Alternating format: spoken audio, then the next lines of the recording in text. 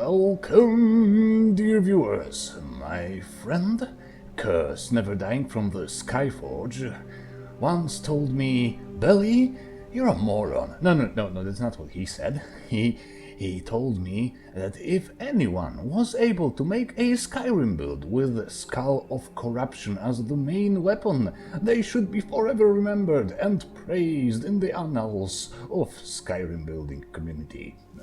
Or something like that. And they say it is impossible.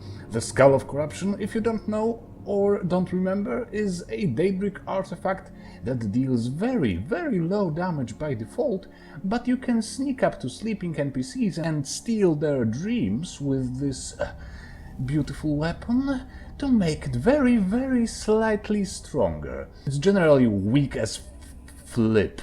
Why would you use it when there is stuff of paralysis in that cave just waiting for you? Well, of course, we could mod the Skull of Corruption, but that's not the challenge Curse had in mind. He said, I can mod everything I like, but not the skull. What? What? I can make everyone 250% weaker to magic with Vokrii and poisons. Well, sign me in. Maybe 250 is a bit of an exaggeration without any exploits, but, you know, very high weakness to magic can be applied with certain perks and poisons. The build resulting from the challenge turned out to be very playable and enjoyable at expert difficulty at least, but still lacks something at master and legendary, so I don't really think I've beaten the challenge completely, but I would say it's a partial success, so let's dive in. Generally speaking, the build is a master illusionist specializing in calm and fury spells. Some minor investment in alteration assures that all your spells will be better. We will have an enchantment to never run out of charges in our staple daedric artifact, an aura of magica absorption, and some funny combos to go along with that. To do it properly, we need these mods here. Each of these, especially Vokrii and Summermyst, Vokrii and Summermyst, will help us in our endeavor to make Skull of Corruption a bit less pointless. There are several perks in Vokrii that can make your enemies weaker to magic, which, coincidentally, is the only way to improve the Skull's pathetic damage output. Before we go through the details, let's have a little bit of a backstory.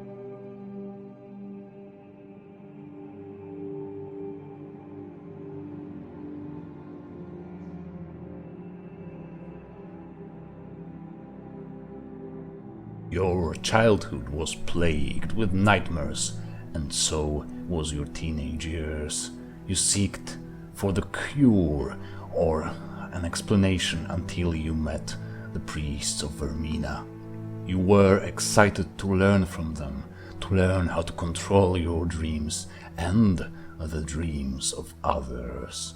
But your family wasn't so thrilled with their daughter dabbling in daedric cult. You were accused by your brothers of practicing forbidden forms of magic and exiled from Alinor.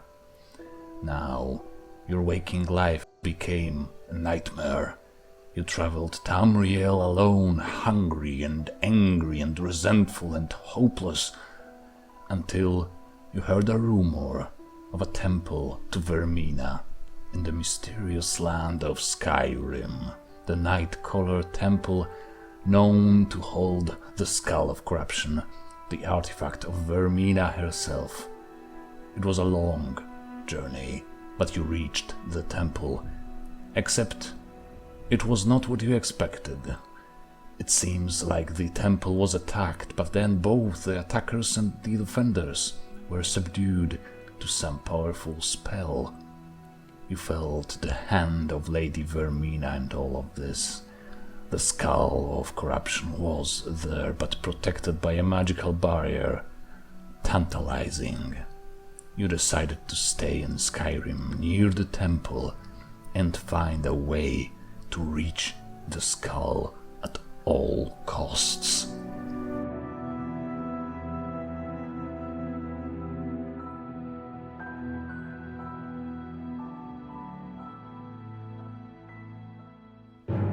As far as the attributes go, we can focus almost entirely on health. It might look like a weird decision for a mage-like character, but trust me, the fact that I opted for 1 point of magicka per 4 points of health is already a bit heavy for the build, as most of our key spells will be rather cheap, and sooner or later we will get the means of replenishing magicka almost infinitely. Given that our race is the High Elf, you could try to pull this build off even with no magicka investment at all, just maybe switching one of my suggested enchantments for a decent 45 magicka item. And our standing stone will be the Atronach stone, which will make us unable to recover magicka normally, but, and it is a huge but, we will be able to recover magicka through killing things. Obviously, I wouldn't be myself if I didn't find a cool loophole for this. I should explain it in the spells section, probably, but heck, I can't wait. So, there's an illusion spell in the Apocalypse mod called Evil Twin. It is a concentration spell, so you have to keep the spell up for as long as you need it, which would be expensive, but illusion will be our main focus for the build, and Atronach makes all the spells 50% cheaper. The spell creates ghostly illusions of your enemies that fight for you for as long as you concentrate on the spell. These illusions are good distractions, but die quite easily.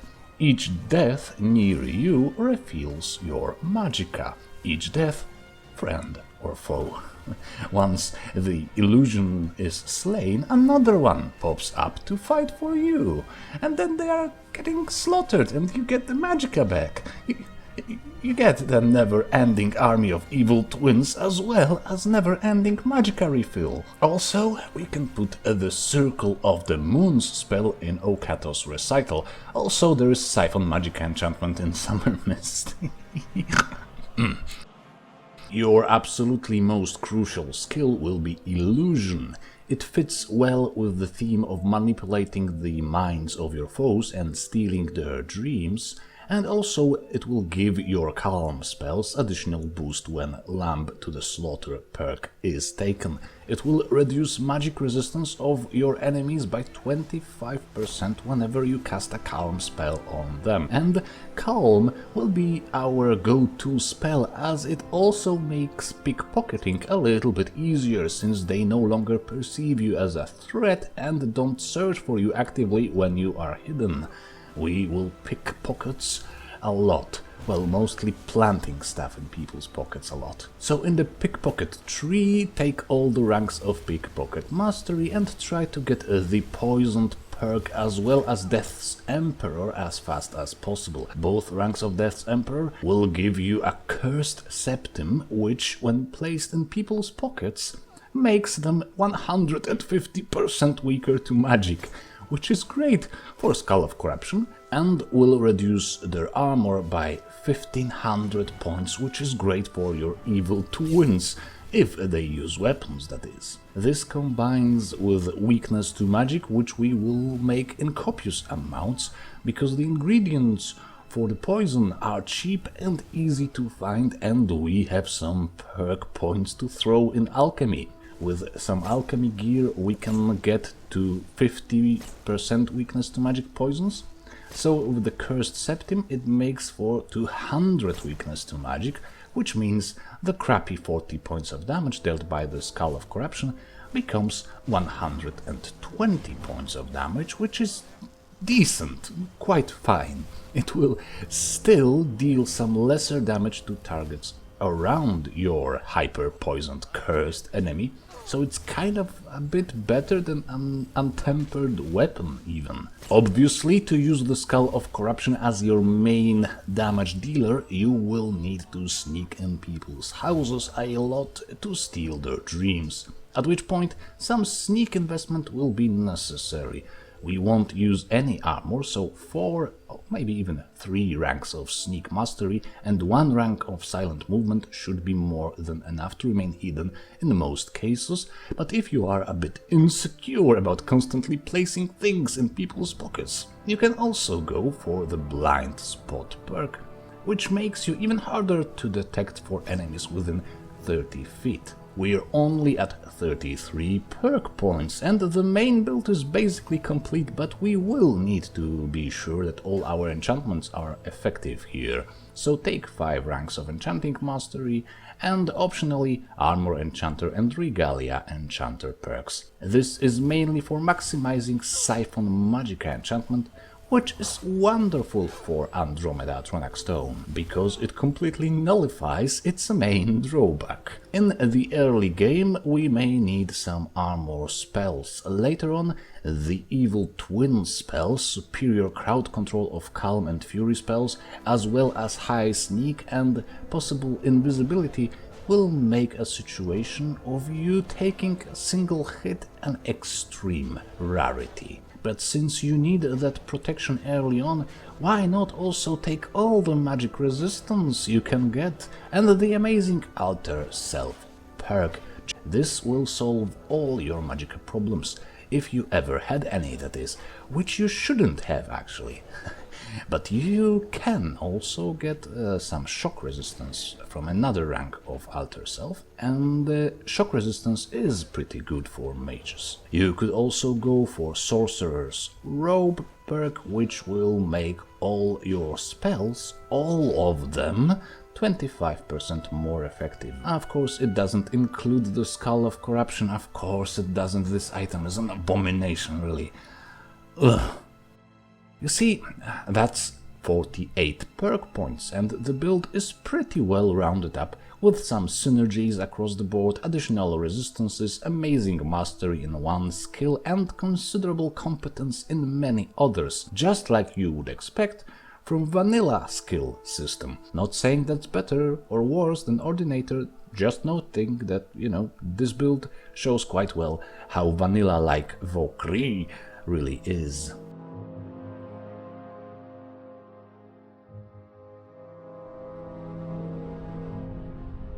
The gear is pretty obvious for this one, especially our main and only direct damage dealer, the Skull of Corruption. The whole premise of the build is to make this subpar weapon a little bit more useful, and as mentioned, the one and only way of doing this is applying as much weakness to magicka as you can to your enemies, and reducing any potential magicka resistance, which we already did through illusion perks. But just to be sure, we will also use Area Drain Resist Magic enchantment on our circlet. It's utterly annoying that this staff that already needs a bit of a hassle with stealing dreams from sleeping NPCs also needs recharging with soul gems like any other item. You could at least give it infinite charges, Todd. Todd? At least there would be some sort of incentive to use it. Well, we will make the charges effectively infinite with a high-level recharge weapons enchantment on a set of gloves.